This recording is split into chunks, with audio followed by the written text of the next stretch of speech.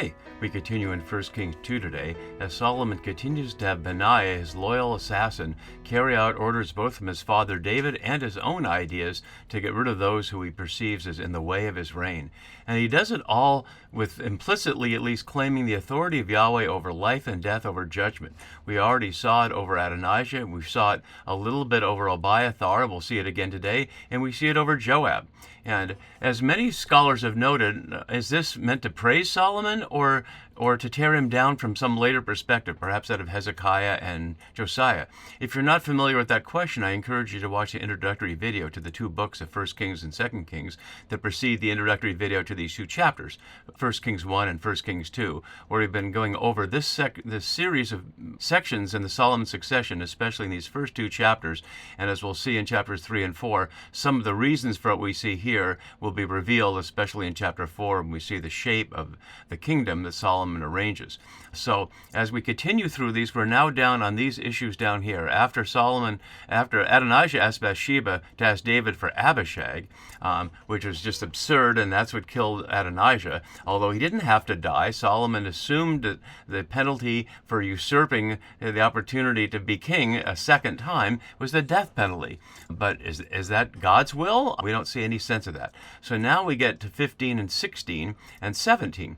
Why does Solomon expel Abiathar from the priesthood rather than kill him? And why does Solomon seem to ignore David's orders about Barzillai, who we told to honor? And we'll get to the question of building a house with Shammai next time. So as we look at our keywords here, we've been noting this sequence of assassinations, or at least elements of following out David's orders. With Abiathar, it's not an assassination, it's a banishment. And we'll see how closely that plays the role of God in terms of Adam and Eve and Cain in the Genesis story, at least from the perspective of Genesis, almost certainly written later. But the biblical audience knowing Genesis would hear that, not necessarily from within the books of Kings. And then we'll get to the Joab situation. And as I noted in the initial command of David to Solomon to take care of Joab, Joab has been nothing but in service to David throughout. He's been a loyal commander, even when David had Joab kill Uriah the Hittite for David's affair with his wife Bathsheba, and Joab kept it quiet and protected him all along and took care of David during the Absalom rebellion and has been nothing but faithful. And yet, here it is. And I want to note how hard it is to get through the reality of these texts in ordinary parlance. Because if you go out on the internet and just read something about this passage, you get a paragraph like this. And I won't dignify it by showing the link to where it was from. But it's very typical of people that make the assumption that God is with Solomon, Solomon's good, whatever Solomon does is good, whatever people do to Solomon is bad. But there's absolutely no basis in the Bible whatsoever for any of those assumptions. That's based on utterly false assumption that some narrow-minded Christians have formed that every word of the Bible is holy. But no Jew or Israelite author of the Bible could ever believe that everything any character did in the Bible is holy. Obviously, that's not been true of certain people like Cain, but it's not even true of heroes like we see of Abraham, and certainly David was hardly portrayed as a perfect character. In fact, the Deuteronomistic history thinks that Josiah was the greatest king, and clearly disses Solomon at the end, although blaming it on his foreign wives, as the religion of empire so often does, taking the sins of men and blaming them on women, and taking Israelites' sins and blaming them on foreigners. That's not a matter of being something that characterizes Judaism or Israelites as a whole, as we can often see today when certain Jews or certain Israelis seem to take up violence against their enemies. Then, as now, it's a function of some of the leadership and not necessarily all the leadership, and certainly not of the ordinary people on the ground. So I want to make that clear as I try to get us to look at what Solomon does here with clear eyes, whether those are eyes from the perspective of the original audience and what they thought, or from our eyes, whether that's through the lens of Jesus and the religion of creation, or just through our way of reading today apart from Jesus, that we can see it for what the text is saying and not try to paint it overly pretty in a way that the text plainly is not. So as we look here, there aren't a lot of keywords other than the repeat of blood and strike him down. And Benaiah never asks questions. He just does exactly what he's told. This is a very difficult passage for me to do because it simply shows somebody who's reigning in the name of Yahweh being a murderer. And there's no other way to put it that I can see. There's no justification other than killing people who he sees as personally in the way of his reign. So with that in mind, let's just jump right in. He says to the priest Abiathar out of nowhere. If I go up one verse, you can see there's no transition at all, no sense of calling for Abiathar, or no sense of what Abiathar thinks. So it's as if Abiathar was just waiting around after Solomon sent Benaiah to strike down Adonijah. We know nothing about that, and Abiathar is not allowed to speak here at all. And there's a mixed issue about Abiathar. As my note below has, Solomon acts on his own initiative to remove potential opponents. There is no transition, as I noted.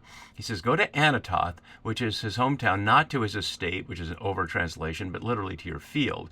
Anatoth is, according to Joshua, which is a text from the time of Josiah in the 630s, a city of Levitical priests, and it's also the home of the prophet Jeremiah, according to the book of Jeremiah.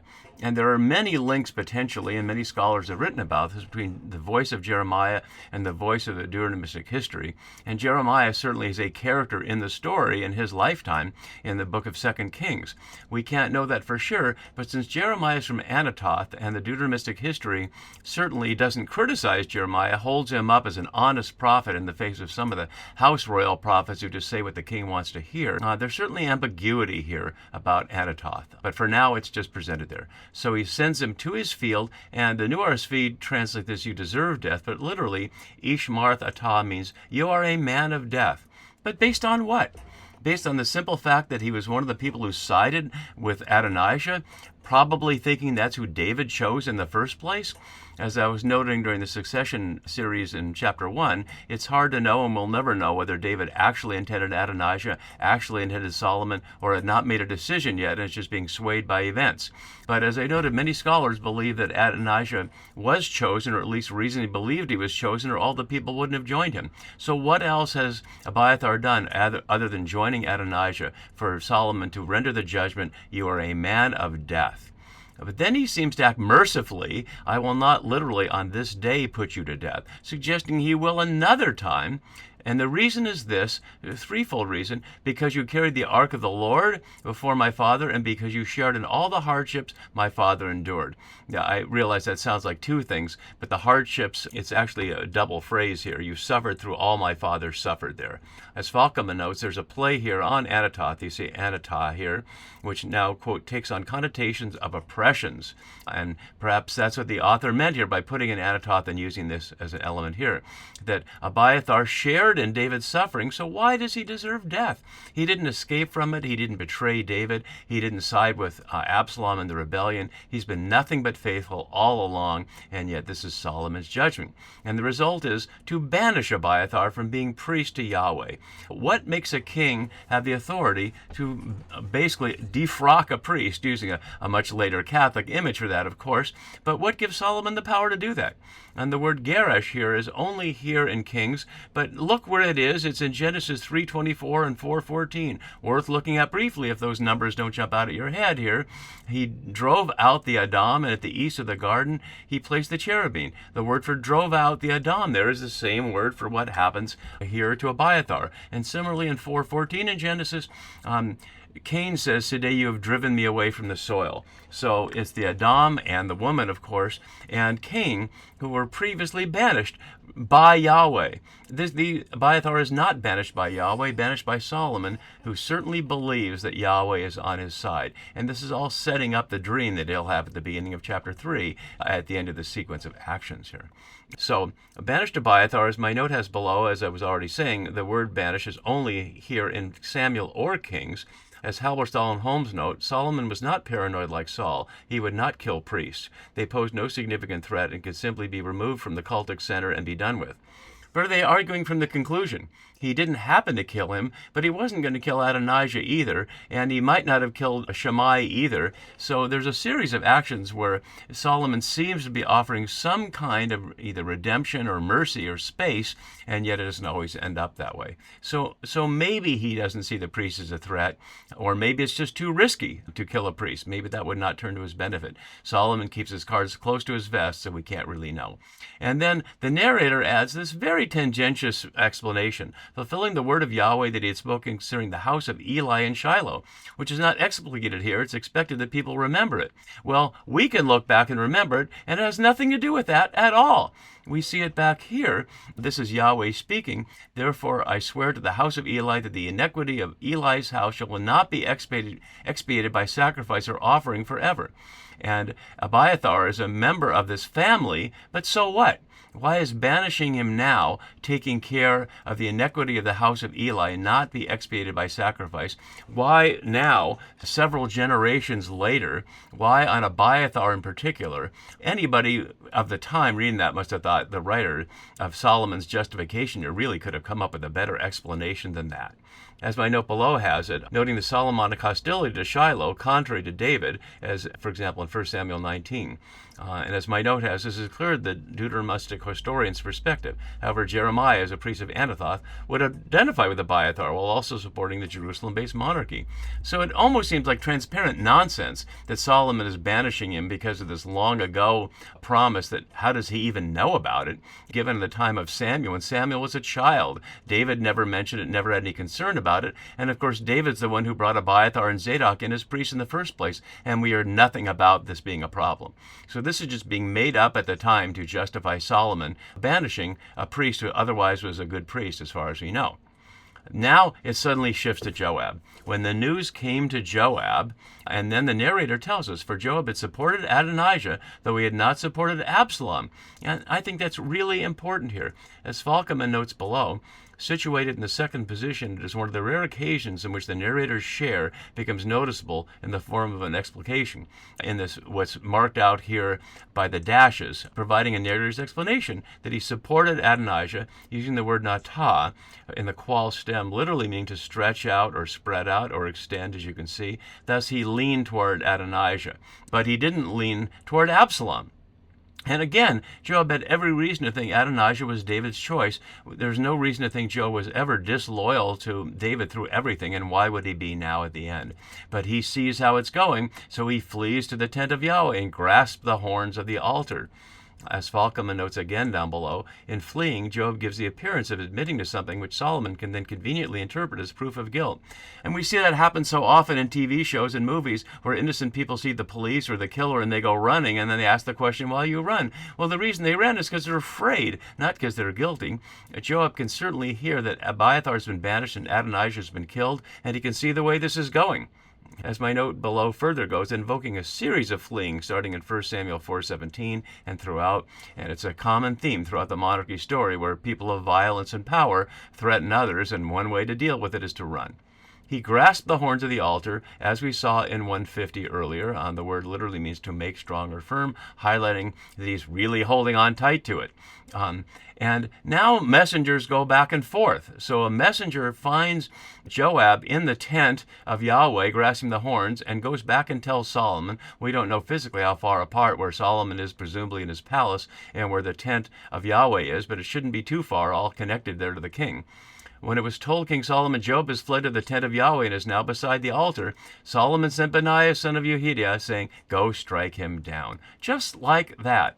Notice the justification will come after. At first, there seems to be no justification at all. And as I was noting here, and you can just see it for yourself, here's Joab's resume for David. It's all good. But go strike him down. It's the refrain throughout this. Benaiah, as usual, asking no questions like the good hired assassin he is, does the will of the person simply now described as the king. Not King Solomon, simply the king. Added by Benaiah, who my note has apparently finds it distasteful to kill Joab at the place of sacrifice, if we can attribute any concern to Benaiah at all, because otherwise he's just a ruthless killer with no feelings at all that have been named. So he calls out, the king says, come out, and Joab says, no, I will die here. What's going on there? Why would Joab care about dying on the altar versus coming out to die outside? He knows he's going to die. Perhaps it's to force them to acknowledge that this is not a sacred killing, that he's killing him in a sacred place. We don't know what Joab believes about that. So much of this is shrouded in the fog of propaganda. And yet, there's no further conversation. Benaiah brought the king word again, just simply summarizing abstractly, "Thus says Job, and thus he answered me," which is just a curious narrative choice there of why even say that. Why not just say Benaiah brought the king word again? But it's to highlight that Benaiah is at least carrying the message back and forth, and there's no specification for us to be able to compare what Joab said with Benaiah, what Benaiah repeated, in case there was some difference there. So that's not the theme exactly. It's getting right to the heart of the matter, and this is where it is, where Solomon gives his specious justification for this, that any modern commentator can see as nonsense, and yet pious readers who need to defend Solomon despite his violence, and despite the fact that Jesus doesn't defend him at all, as I was noting earlier on. The only quote about Solomon in the gospel is a flower in the field doesn't reveal God's glory as much as, reveals God's glory much more than Solomon in all his glory. So the king said, "Do as he said, strike him down and bury him," as if it's Benaiah's job to bury him. What about Joab's family? What about all the members of the army who had supported him, and he'd supported them all along? Is there not some sense of a military burial of some kind? Apparently not. And here's the reason. "Thus take away from me and from my father's house the guilt for the blood that Joab shed without cause," which is utter nonsense. Because we saw, and I showed it clearly in 2 Samuel 21, when that was the claim of the people who wanted Saul's sons brought out because Saul had killed people in their family without justification, so the death of his sons would end the blood feud and provide blood guilt for it. We saw that didn't do it. Rather, the mother of the sons, Rizpah, Saul's secondary woman's witness by the bodies, her nonviolent, faithful witness by the bodies, is what led Yahweh to relent from the famine that had been cast upon the people, allegedly for the violence. And so we already saw just a few chapters earlier in the sequence, this is precisely what God is not satisfied for, but here is Solomon doing it. And then evokes Yahweh to do it. So far we're seeing a Solomon who has no relationship with Yahweh, but quotes Yahweh every time to do things that we know Yahweh doesn't want him to do, not according to the religion of creation, but according to the books of Samuel. So how people manage to ignore all that to read it, you'd have to ask them. As Falkman notes below, his quote-unquote wisdom now consists of making use of Joab's membership in the Adonijah faction as a pretext, unquote, over the naked self-interest involved in the deaths of Adonijah and the banishment of Abiathar.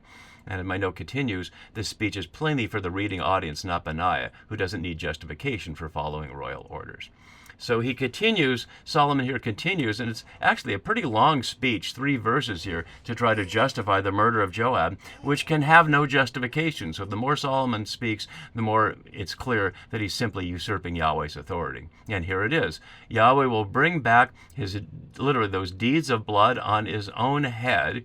Precisely what we just saw Yahweh will not do, according to the story in 2 Samuel 21, because without the knowledge of my father David, which most scholars say is nonsense in itself, he's trying to make David look innocent. But plainly, David knew of the deaths of Asahel, and he certainly knew of the death of Amasa. He knew exactly who Joab had killed, and not of Asahel, of Abner, who had killed Joab's brother Asahel. So the deaths of Abner and Amasa, and he knew exactly that had happened. Obviously, David knew that he'd killed Amasa because Amasa, who had formerly been Absalom's general, had come along to work for David but wasn't carrying out his orders.